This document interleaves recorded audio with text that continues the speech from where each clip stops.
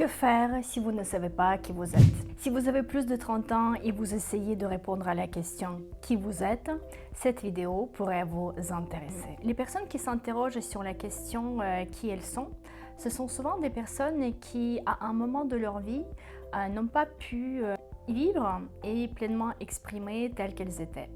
Souvent, ces personnes se sont retrouvées dans des environnements où il était dangereux d'exprimer ses pensées, d'exprimer ses émotions, d'exprimer ses ressentis, de choisir la profession qui plaisait, de choisir ses habits, etc. etc.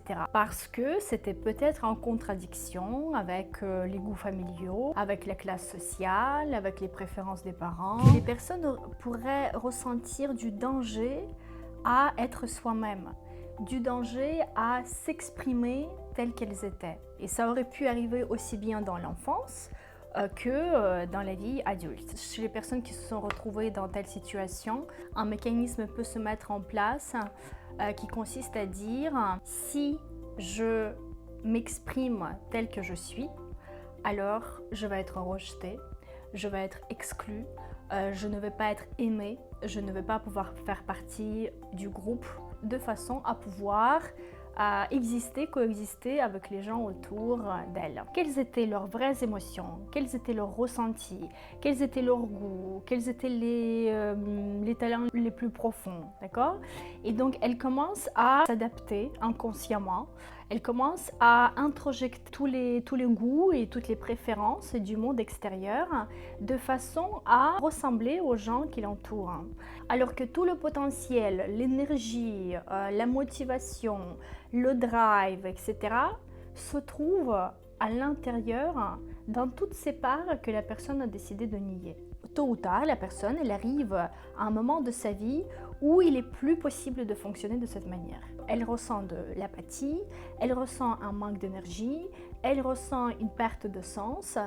Et c'est là où il y a un fort besoin de reconnecter, retrouver sa propre nature, de recréer un lien avec ce monde intérieur de façon à pouvoir tout le temps être nourri et de façon à pouvoir aller chercher de l'énergie, de puiser l'énergie à la source, la vraie énergie. L'énergie qui va pouvoir alimenter vos projets et l'énergie qui va pouvoir alimenter votre existence. En résumé, premier point. À un moment donné dans la vie de la personne, il était dangereux de pouvoir s'exprimer pleinement telle qu'elle est. 2. Par conséquent, la personne a décidé de renouer à sa vraie nature, à ses vrais ressentis, à ses vrais goûts, de façon à ne pas perturber cet environnement dans lequel elle se trouvait. Et en 3, elle a introjecté les préférences de l'extérieur, que ce soit les goûts, les pensées, la façon d'être, de façon à pouvoir faire partie du groupe et d'être aimé et accepté. Et donc la question qui pourrait se poser, ok, très bien, et qu'est-ce qu'on fait avec tout ça? Je voudrais aujourd'hui aborder ce sujet à travers la réalisation professionnelle, puisque nous sommes assez nombreux à se poser la question de qu'est-ce qu'on veut vraiment faire de notre vie dans ce monde où nous avons tellement de possibilités, tellement de ressources, et tellement d'épuisement et de lourdeur. Donc il y a quelque chose qui ne matche pas. D'un côté, nous avons la possibilité pour nous réaliser et d'un autre côté, nous ne sommes pas tous, mais nous sommes nombreux à être malheureux, à ne pas savoir trouver sa place. Donc aujourd'hui, ma vidéo, elle est plutôt destinée aux personnes qui s'interrogent sur qui elles sont, mais plutôt dans le cadre d'une réalisation professionnelle ou sociale. Pour aborder ce sujet-là, je vois deux cas de figure. Le premier cas de figure, ce sont toutes les personnes qui n'ont aucune expérience professionnelle. Ce sont tous les gens qui n'ont pas pu travailler dans leur vie jusqu'à présent. Et donc, s'il y a une recommandation pour ces gens-là, elle est la suivante. Trouvez d'abord un job. Si vous n'avez jamais travaillé, en fait, pour moi, il est inutile de vous interroger sur qui je suis, de faire des analyses profondes de votre personnalité, de vos préférences, de vos goûts, etc. Vous pouvez le faire, mais je trouve que sans expérience, ce sera comme de l'illusion, ce sera comme de l'imaginaire. J'imagine alors que j'aurais pu aimer travailler dans tel ou tel domaine et ça m'aurait plu, etc. Et vous pouvez passer des jours, des mois, voire même des années à réfléchir de cette façon-là. Sauf que vous pouvez vraiment comprendre qui vous êtes uniquement quand vous êtes en contact avec la réalité. Uniquement quand vous avez déjà expérimenté un certain nombre de choses. Quand vous travaillez, vous développez des compétences ou des skills qui vont vous servir dans n'importe quel domaine et qui vont vous aider à vous réaliser sur n'importe quel sujet. Quelles sont ces compétences? C'est la discipline, c'est l'endurance, c'est la responsabilité. Je sais fixer des objectifs et délivrer les résultats. C'est la communication, etc. Toutes ces compétences, tous ces skills vont vous permettre de fonder une base et une structure, donc elles sont structurantes, pour que vous puissiez ensuite vous réaliser dans un autre domaine, dans un domaine quelconque. C'est une richesse que vous développez quand vous commencez à travailler. Quand vous commencez à travailler, vous commencez à développer de l'expérience. Par exemple, vous devez vous réveiller tous les matins, il y a un certain rythme à respecter. Vous allez devoir communiquer avec les personnes que vous aimez, les autres qui vous plaisent un peu moins. Vous allez travailler sur des tâches qui vont être extrêmement passionnantes et les autres qui vont être extrêmement épuisantes. Vous allez devoir prioriser, déléguer, déprioriser, etc. Tout le temps, vous allez être en contact avec ces éléments-là. Vous allez pouvoir voir comment vous réagissez, qu'est-ce qui vous convient moins, etc. Donc en fait, l'expérience professionnelle est une manière précieuse de collecter de la donnée sur vous, d'avoir de la matière sur vous, à partir de laquelle vous pouvez commencer à analyser qui vous êtes, ce que vous voulez faire et ce que vous ne voulez pas faire. Si vous ne travaillez pas, ça voudrait dire que vous restez dans l'imaginaire. Et l'imaginaire, c'est pas du réel. Alors, deuxième cas de figure, ce sont les personnes qui peuvent être considérées comme réussies. Elles peuvent avoir entre 30 et 40 ans. Elles ont déjà une belle réussite professionnelle, peut-être un certain nombre de biens, un appartement, une voiture, des bijoux, des expériences et d'autres. Et elles arrivent au moment de leur vie où tout ça n'a plus aucun sens. Et elles n'ont plus aucune énergie pour se réveiller le matin, pour aller travailler au bureau, pour voir les gens, pour communiquer avec eux, etc. Et souvent, ça arrive aux personnes qui ont appris à comment réussir, qui ont d'ailleurs développé toutes les compétences pour, que j'ai déjà citées, et un certain nombre de compétences supplémentaires, donc les hard skills et les soft skills, mais qui en réalité ont construit leur monde, ont construit leur maison, ont construit leur réalité sur la base de quelque chose qui ne correspondait pas à leur propre nature. Et donc sur un certain nombre d'années, ça peut fonctionner. Sur un certain nombre d'années, ça peut donner de la motivation pour avancer. Et à un moment donné, ça s'arrête. À un moment donné, il n'y a plus d'énergie. On ne sait plus où prendre cette énergie et on ne sait plus à quoi s'accrocher pour avancer. Et donc là, on peut imaginer deux scénarios possibles.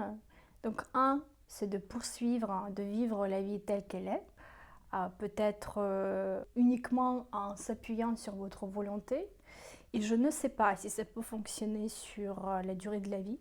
Je ne sais pas si ça peut fonctionner sur le long terme.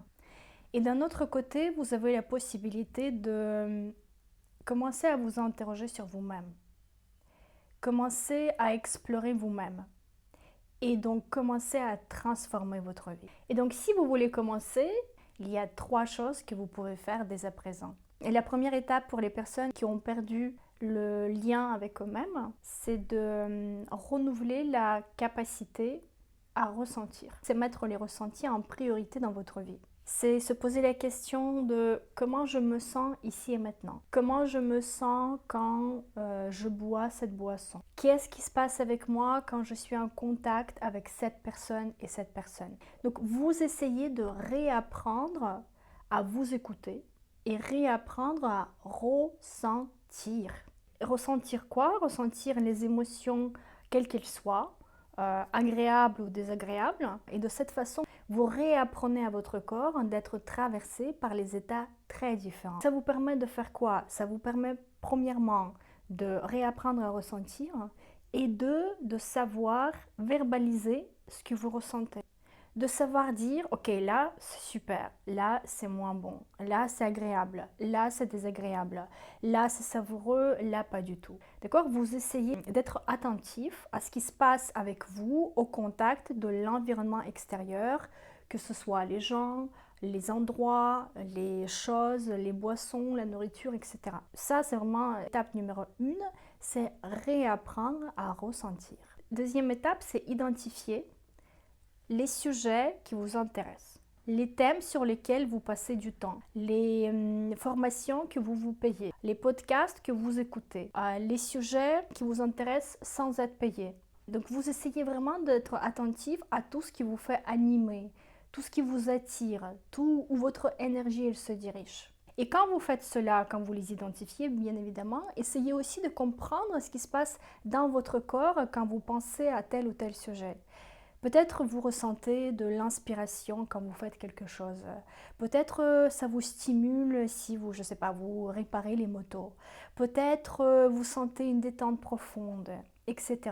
Donc essayez de voir comment votre corps, qu'est-ce que ça fait à votre corps quand vous faites telle ou telle activité.